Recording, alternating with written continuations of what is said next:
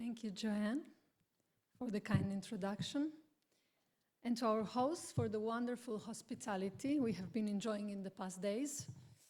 I have to say that I have observed a very important thing in the last days that I think is crucial for the development of sustainable tourism practices with the view to safeguarding ICH, and that is the respect that the community has for its bearers and for its traditions. I think we all have seen that, how the community appreciates ICH bearers here in Jeonju, and I believe it is on respect that sustainability is based on. Before starting the presentation, I would just like to add to what Joanne has said, that besides being a UNESCO ICH facilitator, curator, and cultural anthropologist, working with many different communities on developing their safeguarding measures and projects, I am also native of Rovinj and part of the community I'm presenting today. My grandfather was a fisherman using Batana boat, and he was actually one of the first people using the boat for transporting tourists to the nearby islands in the late 50s, beginning 60s. So we see the long-lasting connection between Batana and tourism, which started as a natural process, as an organic relationship, following the idea of the changing and adapting nature of ICH in response to natural and social dynamics. Back then, it was really difficult to earn a livelihood. So when tourism started to come to Rovinj, they just innovated and started using the boat also for transporting tourists to the islands. In this presentation, I will introduce the understanding I have and we in the Batana have on the relation between ICH and tourism, present Ecomuseum Batana and its relation to sustainable tourism, the opportunities for bidirectional benefit deriving from our experience, and open up the question and show our examples on mitigating risks. So I would like to start with a statement by Marco Aime. Be it successful or less, tourism is a form of encounter where a local hosts a tourist, generating relational dynamics between the mentioned individuals, often pertaining to two different cultures. If understanding living heritage as an integral part of people's life, it implies that hosts, as well as visiting communities, are in a way or another connected to different intangible cultural heritage. And the link between tourism and ICH lies exactly in this encounter between the host and the community. As the communities, groups, and individuals practicing or cherishing different aspects of living heritage are crucial for its transmission, it is them who also decide on the safeguarding measures, including also whether or not to participate in tourism activities. I think it is important to say what do we understand by tourism, tourists. The UNWTO definition is quite large, and it includes various types of people traveling between countries. I think for our purpose, it is really important to understand tourists, and it is the case here in this presentation, as people traveling for leisure, educational purposes, as well as health or business, but if their visit includes aspects of leisure activity and meeting host. Why is this important? Until recently, and these encounters were mostly oriented towards cultural and natural heritage sites, including museums and monuments, and the encounters were communities were rarely involved, except as workers in the hospitality sector. The diversification of tourist offer, and we have heard a lot about experiential tourism, the diversification of the needs also of the many tourists, the billions that are traveling, actually opened up a possibility also for ICH.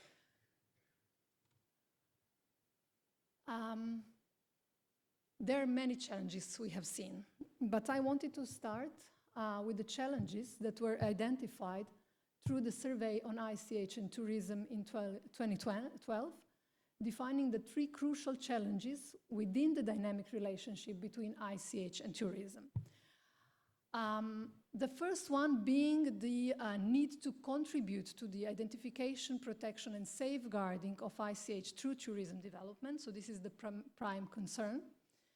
To develop true partnerships between communities and the tourism and heritage sectors, which can only occur if all sides develop a genuine appreciation for each other's aspirations and values.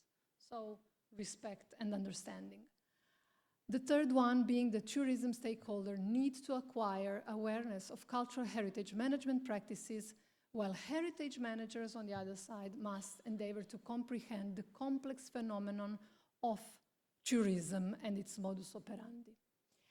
So I think it is clear that actually when we, within the Ecomuseum House of Batana, talk about these relations, and I need to say that not only did my grandfather work in the tourism sector, if I may say so, it is also that from 2004, when Ecomuseum Batana was established, in our basic act, we stated that we want to safeguard maritime heritage, both tangible and intangible, and develop sustainable tourism practices in 2004. So we are celebrating 20 years this year. Tomorrow we have a big celebration on the occasion of the 20th anniversary. So I have to say that in these 20 years we really have come a long way. Why is this possible?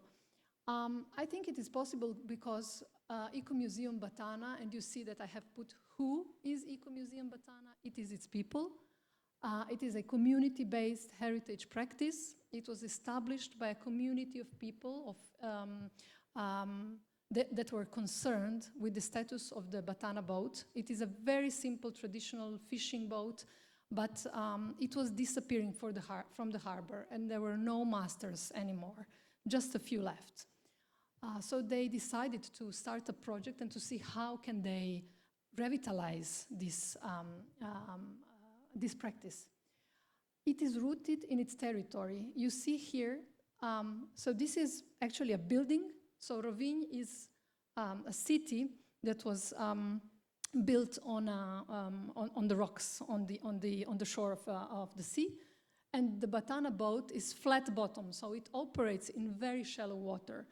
So it's really important to understand that not only a building where our objects are, but the sea that where Batana operates is part also of the Ecomuseum.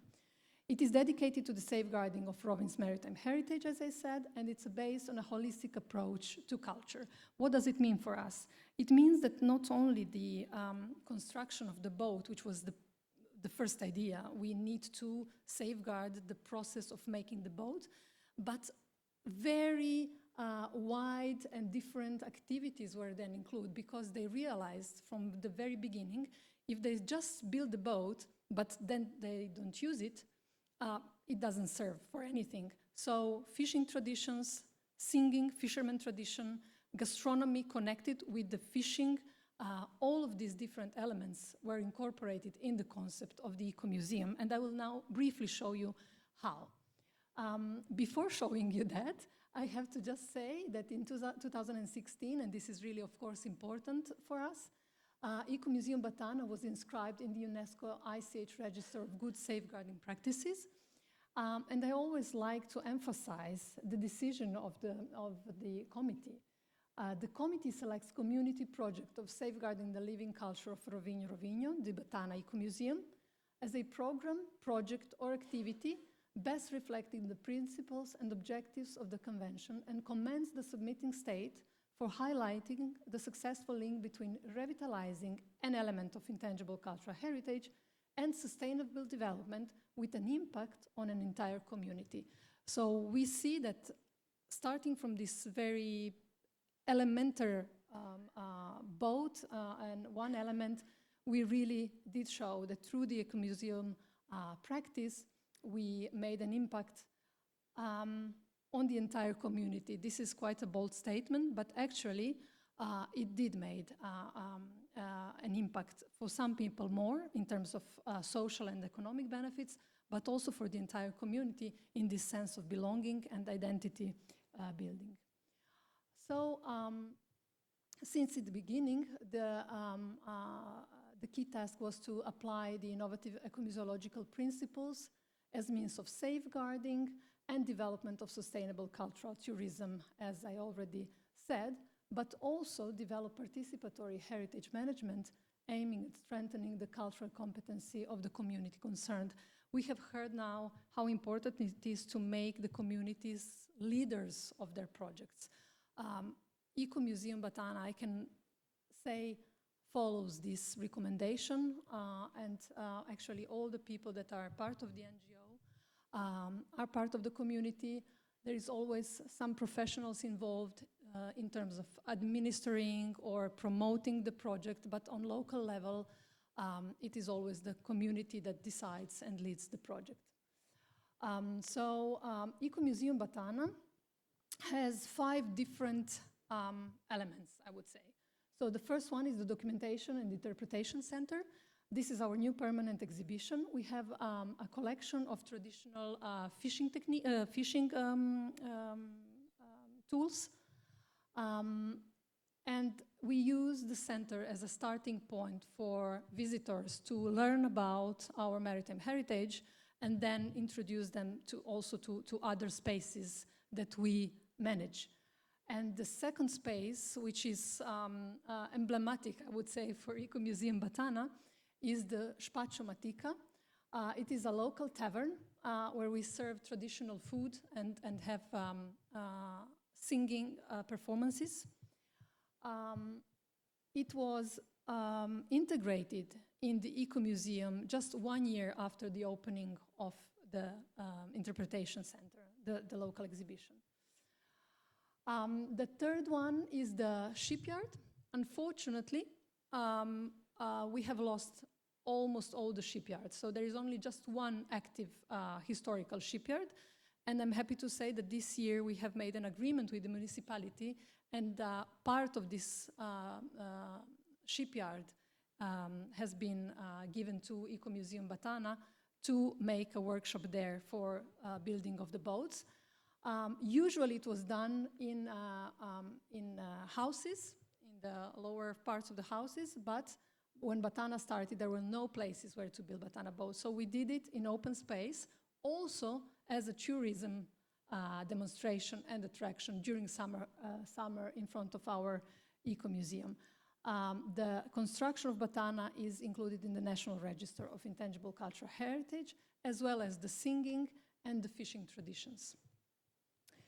The fourth element is the regatta of traditional boats. Also, traditional sailing is the fourth element that Batana was active in inventorying and proposing for inscription on the national inventory. The last one that I want to present is the Batana thematic routes. This one maybe sounds most touristic of all, even though you have seen that each of these elements is really developed not only to serve the purposes of safeguarding and community participation, but also as a tourism experience. So you see, this is the peninsula. Till the 18th century, it was just an island. So the sails that you see are the 4 physical spaces that we have. The tours with the boats start with within the from the small pier. First, our visitors go and visit the Interpretation Center. Then they come to the small pier, have a ride with the boat to the other side of the island, of the peninsula, and then they have dinner in the taverna, which is back then on the other side. So this is maybe the most popular experience in Rovinj if you wish to experience traditional culture or intangible cultural heritage. All the programs, as I said, are prepared and conducted by our bearers. I wanted to also give you a perspective on our future. We haven't stopped for 20 years now. I have to say that there was a crisis in 2014 when I arrived. And they were like, okay, we have done everything. We have a lot of, programs, but what is our future? And then we were blessed with the recognition from UNESCO, but also we started a lot of European projects. At this moment, we are working with Italy on Adriatic Portland, a small-scale project focused on integrating coastal and river navigation, because for us, the biggest challenge in Croatia is to deseasonalize tourism and to delocalize from the main UNESCO and historical cities on the coast, because all the tourists come at the same time in the same place. So with this kind of tourism, we want to show them that there is also another similar tradition, and then maybe they can also visit something else, and then maybe, plan accordingly their visits. The other project that I'm really proud of is the Living Heritage Journey. Martin has mentioned some of the people that participated in the toolkit, and some of them also participate in this project. I like to see it as a continuation, actually, of the toolkit. So we have Belgium, Poland, Croatia, Italy, and Sweden. All of these partners are either inscribed on the representative list or the register, except from the Thomas More University, who are here with us as tourism experts, helping us building these sustainable tourism experiences based on our local heritage. And I would like to show you a workshop we did 10 days ago. So this is, again, in front of our Ecomuseum. Is here. It is this building. The boat building happens here. You cannot see it, sorry. But what is important here is that we started this project and wanted to really work from the very beginning with our community. So we sat down together with some beautiful participatory embroidery workshop to engage all together and to start discussing about our food heritage, not embroidery, actually. So embroidery was there just to, come together, sit on the table, and start these discussions on how to develop our food heritage practices and promote local cuisine, which is the topic of our pilot. The key characteristics of sustainability for Batana is the community management. I have addressed it shortly. In 2004, established by a group of enthusiasts. At the very beginning, also with the help of an ecomuseologist. At the very beginning, they were closely related to the local museum because of administrative reasons, in order to pay bills and so on. But then in 2007, they decided they want to be independent and registered as an NGO. It is always the same people working, but just the organizational structure changes as the law in Croatia changes. Since 2022, because of the many spaces we are operating, the high costs and the need for permanent employment, we developed this hybrid cultural institution. We are supported by the municipality, who pays for 2 people permanently working for the Ecomuseum. But we also continue with the NGO with more than 60 volunteers contributing to our programs. And what is important to say is that they decide about the programs and collaborations to be carried throughout the year, including tourism, but also scientific and educational programs. We are really proud of our educational, but also scientific programs with the local Marine Biology Institute on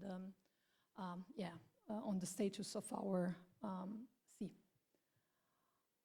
The second characteristic is that we tend to work on small scale, so small scale programs according to resources available, and it relates to everything, from fish catch, from availability of people to do the boat rides, participating in regattas, because we have a huge participation in regattas throughout the summer season, and it's impossible to participate everywhere and to be everywhere. The third one is remuneration.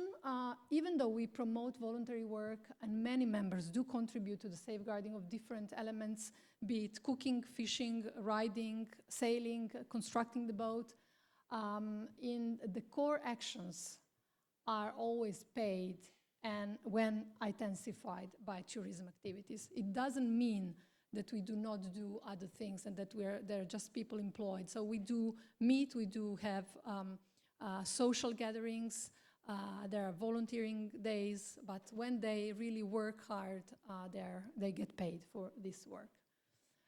And the fourth one, intersectoral collaboration and networking. As I said, also with the educational and scientific sector, but with tourism agencies from various parts of Croatia and abroad that in the last years have been intensified, bridging more international tourism experiencing. So to come to the main point of this presentation, the bidirectional opportunities, I would really like to emphasize that we really believe, and we are a proof of it, that intangible cultural heritage and the values behind the convention can really influence the development of sustainable tourism, in terms that tourism learns from us, and not only us trying to find ways how to work with the tourism sector. So opportunities, revenue channel back, employment, spillover effect, intersectoral and international collaboration, but ICH as opportunity for sustainable tourism, it reinforces self-respect of the communities. So they feel more invited and capable to participate in decision-making. It is as a sustainable practice, contributes to the general image of the destination. It offers context to experiential tourism, and through intersectoral and international collaboration, it works on building cultural bridges, and this is really important also for the tourism sector to understand. The risks, we have been talking about it, and I think that unsustainable and unfair exploitation of practitioners' work, where revenue generated through ICH-based tourism doesn't return to bearers, is one of the main ones, but also precarious work based on seasonality of the industry and the ICH practices. Over-tourism harming life balance, superficial and unidirectional intercultural dialogues, and poverty and existential needs, so adaptations as reactions to environmental and social changes are acceptable only when the practice remains meaningful to communities. I would like to finish with a concept I got introduced to through the study on tourism and ICH, and I found it really helpful for our developments as well, and it is the limit of acceptable change. So proactive approach to the creation of tourism products should be adopted, in which assets are transformed with the close involvement of local stakeholders, and whereby local space versus tourist space is negotiated with sensitivity. It is great to see that UNWTO introduced it, and that also we from the heritage sector can learn from it, to see how to work in order to negotiate with sensitivity and to put boundaries and say when can we or can't we participate. Before thanking you for your attention, I would just like to give you a very brief example of LAC for us. We were invited, and we closely collaborate with a big hospitality group in Rovinj.